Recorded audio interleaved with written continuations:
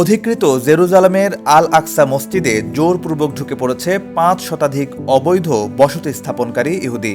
৬ April রোববার ফিলিস্তিনি কর্তৃপক্ষ এই কথা জানিয়েছে। তুর্কি বার্তা সংস্থা আনাদোলুর খবরে বলা হয়েছে, ইসরায়েলি পুলিশের নিরাপত্তায় মসজিদ চত্বরে ঢুকে পড়ে অবৈধ বসতি স্থাপনকারীরা। ইহুদি ধর্মাবলম্বীদের বিশেষ উৎসব পাসওভারের সময় এই ধরনের হামলা বা অবৈধ অনুপ্রবেশের ঘটনা আরও বাড়তে পারে বলে আশঙ্কা করা হচ্ছে। ইসরায়েলি পুলিশ আল আকসায় ফিলিস্তিনি মুসল্লিদের প্রবেশে নানা ধরনের কঠোর বিধিনিষেধ আরোপ করে চলেছে।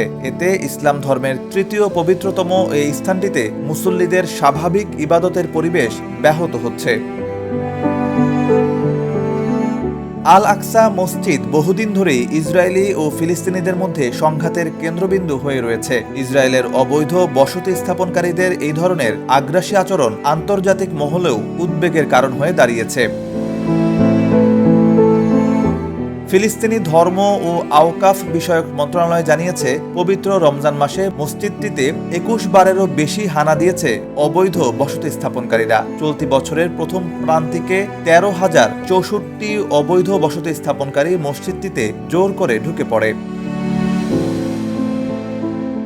পবিত্র ঈদুল ফিতরের দিন যখন মুসল্লিরা নামাজের জন্য জমায়েত হন, তখন ইসরায়েলি উগ্র ডানপন্থী জাতীয় নিরাপত্তা মন্ত্রী মসজিদটিতে অনুপ্রবেশ করেন। এর আগেও তিনি বেশ কয়েকবার একই কাণ্ড করেছেন। নিউজ ডেস্ক, সময়ের আলো।